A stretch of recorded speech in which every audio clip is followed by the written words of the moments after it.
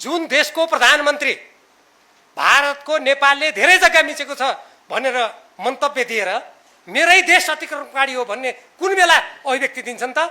जुन बेला देशको सिमानामा अतिक्रमण भयो त्यो नेपालले कसरी हकभोग गर्ने भन्ने आवाज देशभक्तले उठाइरहेका हुन्छन्।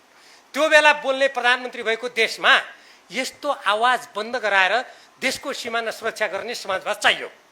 त्यसलाई के नाउँ दिनुहुन्छ? त्यो चाहियो। यहाँ पार्टीमा बोल्न पर्यो, यस्तो मञ्चमा बोल्न पर्यो कि पर्दैन? ठुला ठुला सिद्धान्त र दर्शनको कुरा गरेर भइहाल्यो। जानुपर्ने छ मुस्ताङ, गाडी चढ्ने वीरगञ्जको भन्ने म मुस्ताङै जानला हो। यो विडम्बना हटाउने समाजवाद चाहियो। त्यसलाई जे नाम दिनुहुन्छ, धेरै चर्को नाउँ दिएपछि हुन्छ कि भनेर कोही त्यसलाई अति वैज्ञानिक, कोही क्रान्तिकारी वैज्ञानिक। अनि मलाई लाग्छ कार्ल मार्क्स यदि जीवित रहेको भए यो सुन्दा कस्तो लाग्दो होला जस्तो लाग्छ मलाई। काम गर्नु पर्यो, काम। नेपाली काङ्ग्रेस र एमालेको कुन सिद्धान्त मिल्छ? किन एक भएर चुनाव लडेको? यो प्रश्न त मलाई पनि जान्छ। हुन त मैले त्यसो भन्दा पार्टीबाट निकाले हुनाले मलाई कम जाला, तर झलनाथ कमललाई त जान्छ यो प्रश्न। समाजवाद जुन हामीले भनेका छौँ, कार्ल मार्क्सका मैले दुईटा उक्ति भने, त्यसलाई नेपालमा अहिले व्यवहारमा जोड्नु पर्यो। सबभन्दा ठुलो कुरा अब जोड्ने कुरामा म 6-7वटा कुरालाई कसरी जोड्ने, स्वयं झलनाथ कमलले कसरी जोड्न चाहनुहुन्छ, अरू पार्टीका नेताहरू, हामी सबै त्यसका जो समर्थक छौँ वा हामी त्यसमा रुचि राख्नेले कसरी जोड्न चाहन्छौँ त? एक, अनि यो मार्क्सवादले नेपालमा कम्युनिस्टहरूलाई फुटिरहनु भने लेखेको छ कतै? के भनेको छ? नेपालमा कम्युनिस्टहरूलाई नेपालको राष्ट्रिय हितलाई सर्वोपरि राखेर जोड्ने समाजवाद चाहियो। एक, अब मैले व्यवहारसँग यो डोगमा होइन भने हुनाले त्यो चाहियो। एक, अब त्यसमा कमरेड झलनाथ कमलले भनेको यो कविता अनुसार हुन्छ भने पनि गर्नु पर्यो। अहिले पढे सुरुमै होइन, त्यो कविताले होइन अरू गर्नुपर्ने छ भने गर्नु पर्यो। एक। दुई, 6 सालमा पुष्पलालले, उहाँलाई म हार्दिक क्रान्तिकारी श्रद्धाञ्जली दिन चाहन्छु।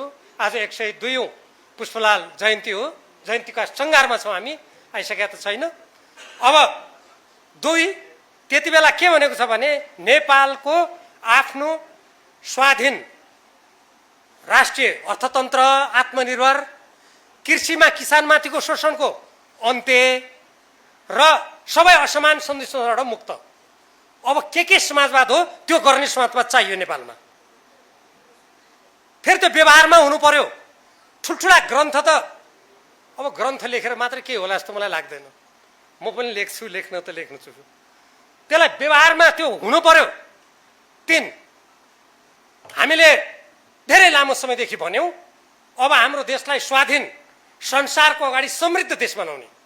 त्यो समृद्ध देश बनाउने कसरी भन्ने सन्दर्भमा कम्युनिस्ट पार्टीले 6 सालदेखि के भन्यो भने हाम्रा जलस्रोत, प्राकृतिक साधन स्रोत, हाम्रो जनशक्ति हाम्रो राष्ट्रको सर्वोपरि हितमा उपयोग र सञ्चालन हुनुपर्छ।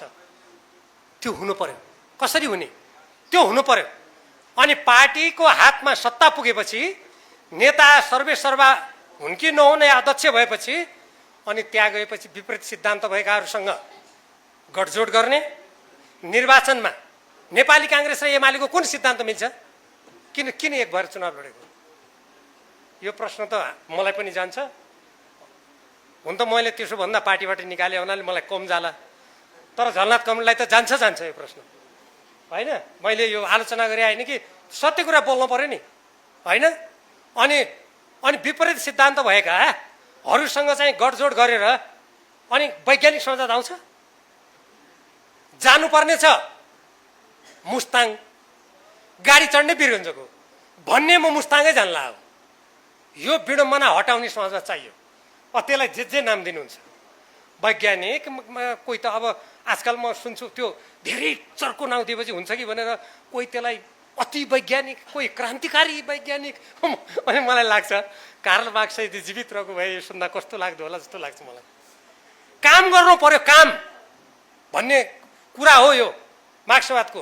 त्यो कामबाट प्रमाणित गर्नु पर्यो त्यसलाई। यो कामबाट प्रमाणित नगर्दा यो समस्या भएको छ भन्ने मैले एकदम नजिकबाट कम्युनिस्ट पार्टीलाई गएको 5 दशकसम्म निहालेर हेर्दा त्यस्तो अनुभूत गर्छु भित्रबाट। त्यो मैले तेस्रो कुरा भने।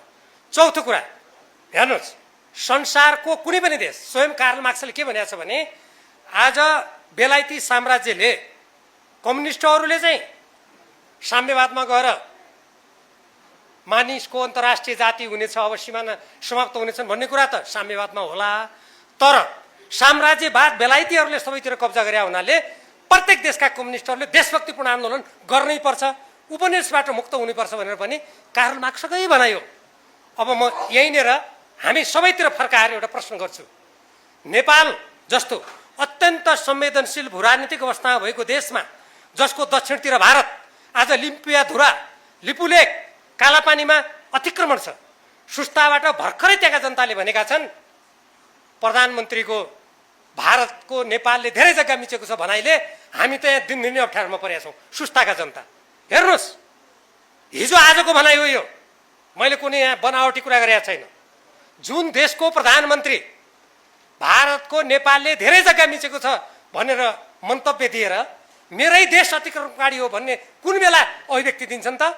जुन बेला देशको सिमानामा अतिक्रमण भयो त्यो नेपालले कसरी हकबोक गर्ने भन्ने आवाज देशभक्तले उठाइरहेका हुन्छन्। त्यो बेला बोल्ने प्रधानमन्त्री भएको देशमा यस्तो आवाज बन्द गराएर देशको सिमाना सुरक्षा गर्ने समाजवाद चाहियो। त्यसलाई के नाउँ दिनुहुन्छ त्यो चाहियो। यहाँ म एकदम व्यवहारिक कुरा गर्दैछु। कार्ल मार्क्सले त्यही भनेको छ नि त, कामको निर्देशन हो यो। म त्यही कुरा समातेर बोल्दैछु। यो कुरा त्यो समाजवाद चाहियो। नेपालको तराईमा आज पूर्वदेखि पश्चिमसम्म डुबान हुन्छ, अन्तर्राष्ट्रिय कानुन मिचेर जलस्रोतको प्राकृतिक प्रवाहलाई रोकिएको छ। अनि यो समाजवादले बोल्न पर्यो नि। समाजवाद मान्ने हो भन्नेले संसदमा बोल्न पर्यो, पार्टीमा बोल्न पर्यो, यस्तो मञ्चमा बोल्न पर्यो कि पर्दैन? ठुला ठुला सिद्धान्त र दर्शनका कुरा गरेर भइहाल्यो। जनता सुकुम्बासीहरू लखेटिएर आश्रयस्थलमा पुगेका छन्। सरकार के भनिरहेछ? आश्रयस्थलमा तुरुन्त जाऊ। कहाँ जाने? कहाँ जाने? अनि गीत के गाउने? गरिबको चमेली बोल्दिने कोही छैन, जसले लखेटिया छ उसैले त्यो गीत गाउने। यस्तो बिडमलाई रोक्ने समाजवाद चाहियो। के समाजवाद हो त्यो चाहियो। म त्यो व्यवहारमा जोड्नुपर्छ भन्ने जोड दिएर भन्दैछु। यो त्यसमा जोड्ने समाजवाद चाहियो। कम्युनिस्ट पार्टीले सर्वहाराको कुरा गर्यो। सुकुम्बासी यदि वास्तविक सरकारी जग्गा मिचेर खान पाउनुपर्छ भन्ने पक्षमा म पनि छैन। त्यस्तोलाई कारबाही गर्नै पर्छ।